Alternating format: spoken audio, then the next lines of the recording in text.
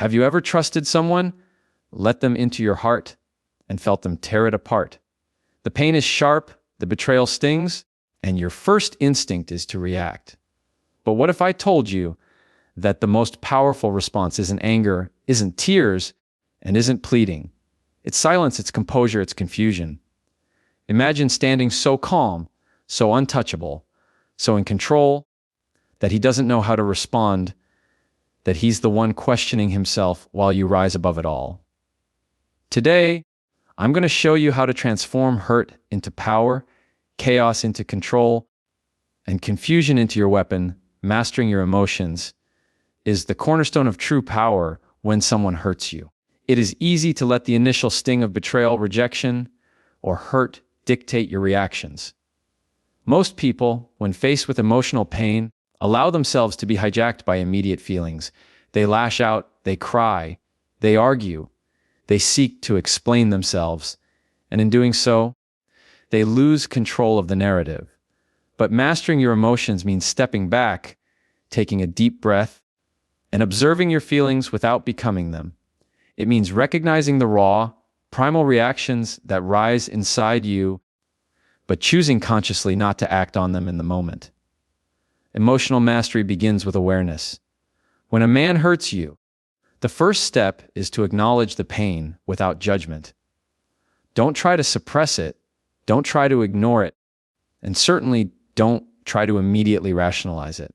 Allow yourself to feel the hurt fully, because denying your emotions only gives them power over you later. Sit with the discomfort. Feel the tightness in your chest, the ache in your heart, the rush of anger or sadness that tries to push its way out. Naming the emotion is powerful.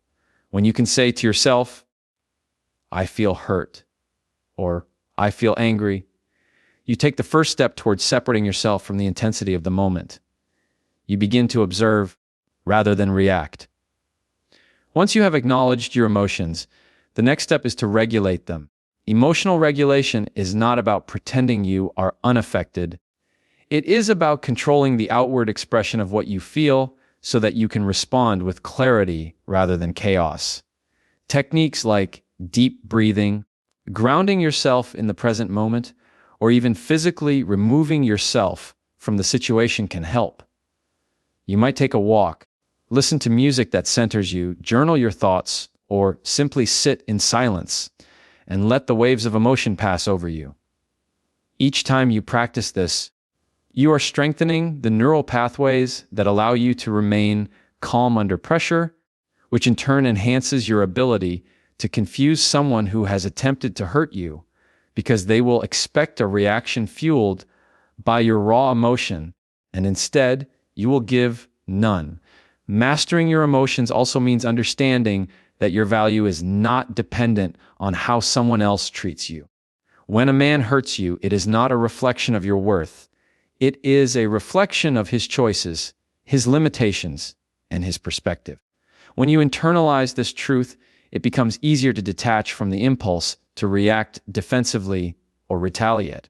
You begin to see the situation through a lens of objectivity rather than subjectivity. Emotional mastery requires practice, and like any skill, it develops over time.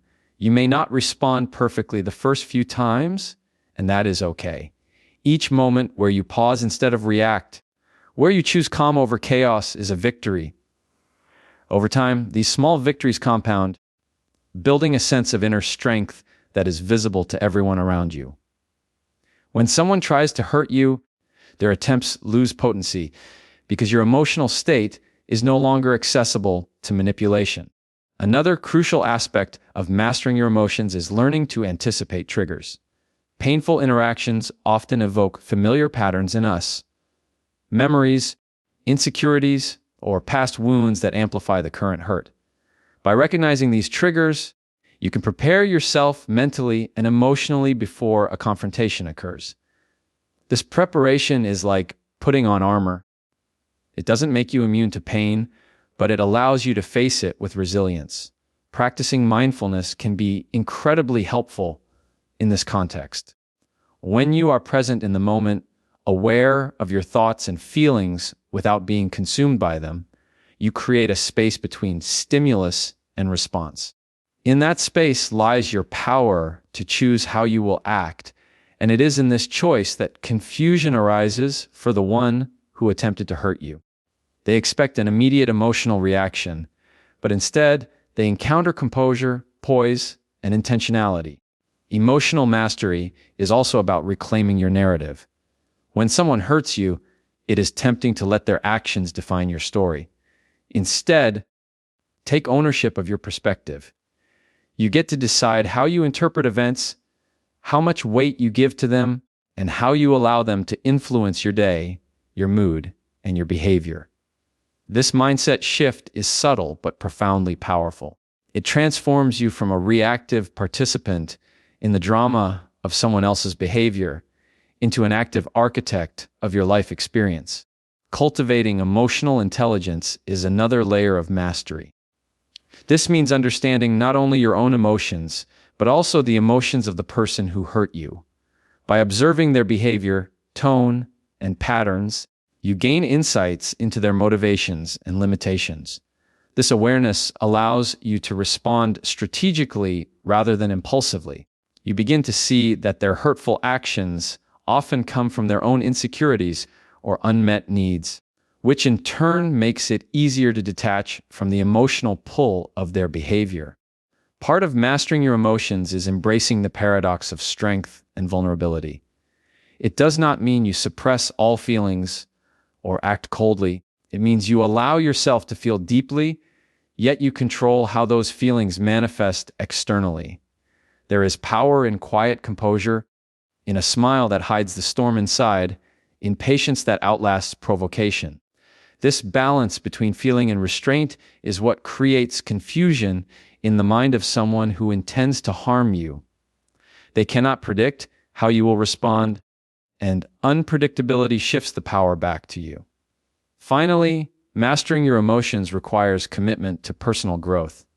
Each encounter with hurt, betrayal, or disappointment is an opportunity to practice, to refine your ability to stay grounded, and to expand your capacity for resilience.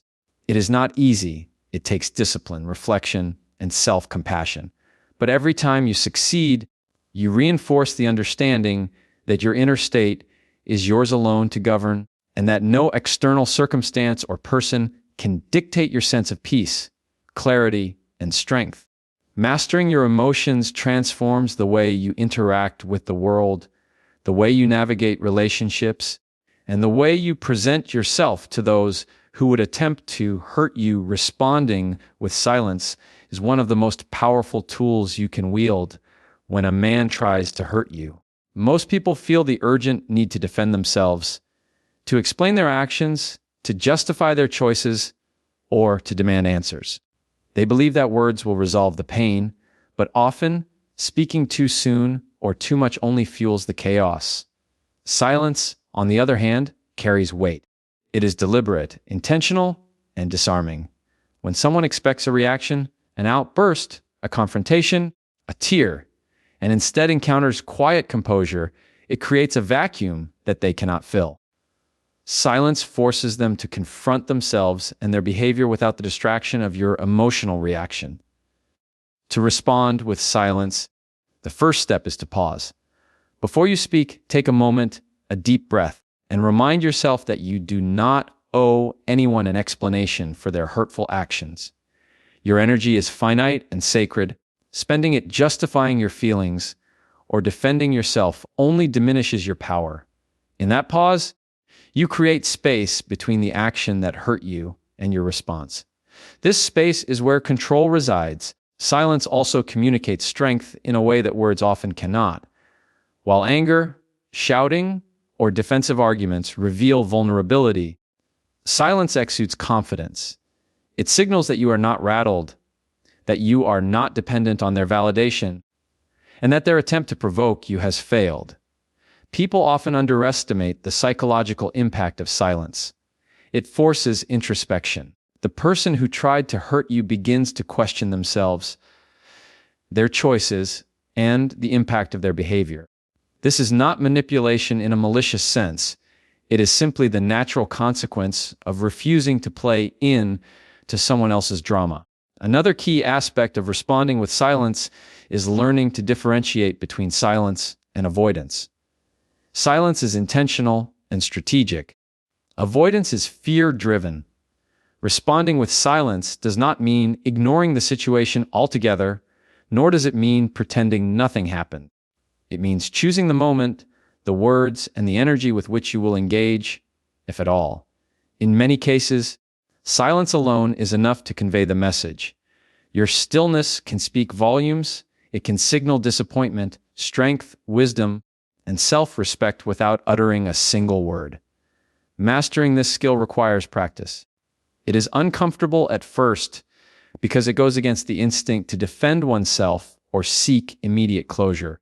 But each time you pause instead of reacting, each time you let silence hold its space, you reinforce your power. You begin to understand that what is left unsaid often carries more weight than what is spoken. Silence also allows for clarity of thought. When emotions are running high, words can be reckless, misinterpreted, or damaging. By remaining silent, you protect yourself from saying something you might regret, while also giving yourself the opportunity to process your feelings fully. Furthermore, silence can be a form of emotional protection. By not feeding into the conflict, you shield yourself from further emotional injury. You retain control over your energy, your boundaries, and your dignity. Another layer of silence is the subtle art of presence. You do not need to disappear or withdraw entirely. You can remain present, composed, and attentive while still not engaging in verbal confrontation. Your posture, your calm gaze, your measured actions all communicate more than words ever could. Silence becomes a mirror, reflecting the other person's behavior back to them. They are confronted not by your anger or sadness, but by the quiet assertion of your worth and self-control. This form of response is not passive. It is active, intentional, and profoundly strategic. Silence also cultivates curiosity and introspection in the other person. Humans naturally seek answers, resolutions, and explanations. When they do not receive these, their minds begin to fill the gaps. They start questioning themselves, wondering why you are not reacting, and in that uncertainty lies your power. Ultimately, responding with silence is a form of self-respect. It communicates that you will not be dragged into chaos, that you value your emotional sovereignty, and that your peace is non-negotiable. It is the antidote to impulsive reaction and the pathway to regaining control over any situation where someone has attempted to hurt you. It transforms the dynamic from one of vulnerability and reaction to one of power and deliberate action. In mastering the art of silence, you learn that sometimes the strongest response is no response at all, that withholding words can wield more influence than any argument, and that true confidence is measured not by how loudly you speak, but by how composedly you stand in the face of hurt.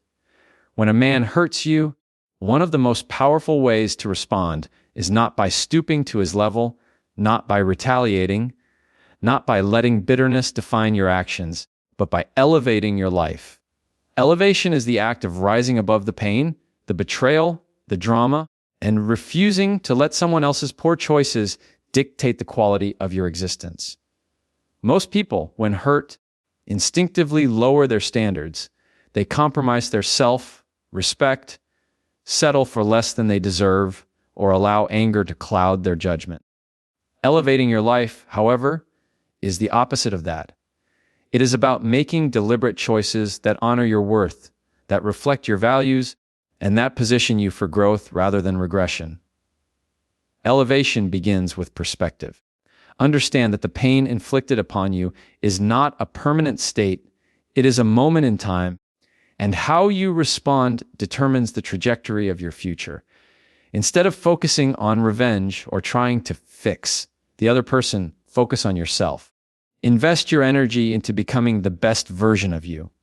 Pursue your passions, expand your skills, deepen your relationships, and prioritize your health and well-being. By doing so, you create a life that is not dependent on the approval, attention, or behavior of someone who attempted to hurt you. Elevating your life also involves a conscious commitment to higher standards. These standards are non-negotiable. They define how you allow yourself to be treated, the company you keep, and the choices you make. When someone has hurt you, it is easy to justify lowering these standards in an attempt to gain validation or to regain a sense of control. But this only perpetuates a cycle of disappointment.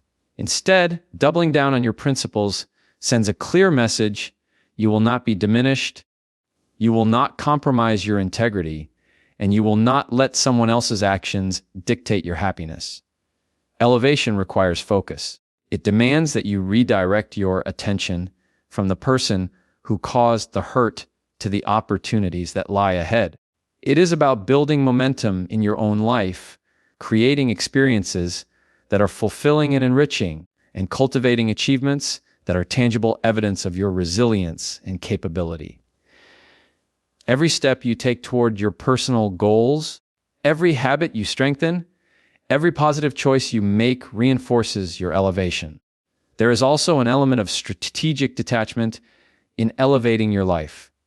You do not need to involve the person who hurt you in your progress. You do not need their approval or acknowledgement. By focusing on your growth, your success, and your well-being, you create a form of power that is undeniable because it is independent of external validation. Elevation transforms your energy. When you choose growth over grievance, action over reaction, and creation over destruction, you shift your vibration. You become magnetic, confident, and resilient. And this shift is felt by everyone around you, including the person who attempted to hurt you. They see a version of you that is untouchable, unshaken, and thriving despite their attempts to diminish you. Elevation is also an internal practice. It is about cultivating self-respect, self-love, and a sense of purpose that is immune to external attempts at manipulation or harm. This internal elevation informs your external reality. Your actions, decisions, and interactions naturally reflect the higher standard you have set for yourself. Another crucial aspect of elevation is patience. Growth and progress do not happen overnight. The temptation to react impulsively, to seek immediate vindication, or to lower your standards for quick relief is always present. But true elevation requires discipline, consistency, and long-term vision. It is the cumulative effect of small, intentional actions that gradually build a life that is robust, fulfilling, and far above the reach of anyone who tried to hurt you. Elevation also invites reflection. Take time to assess areas of your life where you can improve, where you can add value to yourself and those around you, and where you can cultivate experiences that bring joy, fulfillment, and a sense of accomplishment. By turning inward and focusing on self-improvement, you redirect the energy that would otherwise be consumed by resentment or retaliation into meaningful growth. Elevating your life is a declaration. It says, "I am bigger than this moment. I am more than the hurt inflicted upon me. I will not shrink to meet your expectations, and I will not allow your actions to limit my potential." It is both a protective measure and a proactive strategy. When you elevate, you create distance between yourself and the negativity, not through avoidance or suppression, but through the conscious act of building a life that is intentionally superior in quality, fulfillment, and authenticity. In essence, elevating your life, instead of lowering your standards, is the ultimate act of defiance and empowerment. It is proof that your worth is inherent, that your potential is limitless, and that no one else has the authority to dictate how you live, how you love, or how you achieve. The more you focus on elevation, the less space remains for bitterness, anger, or confusion, and the more you naturally embody a life that is not only resilient in the face of hurt, but thriving despite it. Elevation shifts your entire narrative. It transforms what could have been a story of pain into a story of triumph. It turns a moment of betrayal into a catalyst for growth. By committing to your own path, your own standards, and your own life, You render the attempts to hurt you powerless. You become untouchable not through aggression or confrontation, but through deliberate, measured action that consistently moves you forward higher and beyond the reach of anyone who tried to hold you back when a man hurts you. One of the most subtle yet devastatingly effective ways to reclaim your power is through action rather than words. Words can be fleeting, misinterpreted, or dismissed, but actions carry a weight that is undeniable. They are tangible proof of your character, your strength, and your resolve. Most people, when hurt, feel compelled to speak, to explain, to argue, or even to justify themselves. They believe that saying the right thing, confronting the offender, or defending their position will resolve the situation.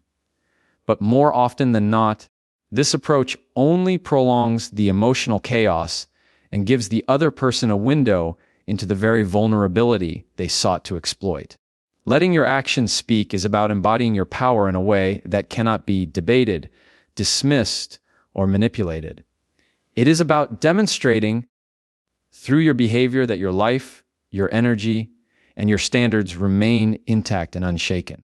The first step is to shift your focus from what you say to what you do. Instead of crafting arguments, explanations, or confrontations, channel your energy into pursuits that reflect your growth, your priorities, and your independence. This could be investing in your career, your health, your personal development, or your passions. It could be surrounding yourself with people who uplift and inspire you. Every action that aligns with your values and elevates your life sends a message far stronger than words ever could did, that your essence is untouchable, that your dignity is non-negotiable, and that your power exists in motion, not in mere conversation. Actions also communicate clarity and intentionality. When you choose to act rather than react, you convey that your decisions are grounded in purpose rather than emotion. Someone who tries to hurt you will watch, often with confusion or frustration, as you navigate your life with composure, discipline, and vision. They may have expected drama, retaliation, or pleading, but instead they encounter steady, deliberate movement. Movement that signals confidence, resilience, and self-mastery. Letting your actions speak also serves as a form of protection. Words can be twisted, used against you, or manipulated in the heat of the moment. Actions, however, are harder to distort. When you consistently live according to your standards and principles, you create a reality that reflects your true strength, regardless of attempts to diminish it. Silence paired with meaningful action is one of the most powerful combinations. By refusing to engage in verbal confrontations while simultaneously elevating your life, you create a dynamic that leaves others guessing, questioning, and often regretting their attempts to harm you. They cannot predict how you will respond because your power does not lie in immediate reaction. It lies in consistent demonstration of integrity and self-respect. Another crucial aspect of letting action speak is consistency. One isolated act may go unnoticed or misunderstood, but repeated, intentional behavior establishes credibility and authority. Whether it's setting boundaries, maintaining composure, excelling in your work, or investing in personal growth, these repeated actions build an unassailable reputation. Others begin to recognize that you operate from a place of principle rather than emotion, that your strength is inherent, and that attempts to provoke you are futile. Actions also embody accountability, not just to others, but to yourself. When you act intentionally, you are responsible for the narrative of your own life. You demonstrate that you are not dependent on external validation, that you choose your path, and that your self-worth is not negotiable. In contrast, relying solely on words often signals dependency on perception, approval, or immediate response. Through actions, you cultivate respect, not just from those who witness your behavior, but from yourself. Respect for your own boundaries, for your own dignity, and for your capacity to navigate life with purpose and control. This self-respect becomes visible to the world, and inherently disarms anyone who sought to hurt you, because their attempts are rendered powerless in the face of deliberate, measured action. Letting your actions speak is also a long-term strategy. While words may provide temporary satisfaction, actions produce enduring impact. Achievements, personal growth, strengthened relationships, and maintained composure leave a lasting impression far beyond any argument or explanation. Over time, the person who hurt you witnesses your progress and your resilience, often realizing the consequences of their behavior without you ever having to articulate it. Finally, actions communicate authenticity. When your behavior aligns with your values, your intentions, and your inner strength, there is no ambiguity. Your life becomes a reflection of your power, and that reflection is impossible to contest. By living intentionally, by acting with purpose, and by consistently demonstrating your worth through tangible choices, you send a message that is louder, clearer, and more impactful than any words could convey. In this way, your power is evident not through confrontation or argument, but through the undeniable reality of your actions, which continue to elevate you, protect your energy, and assert your sovereignty in the face of hurt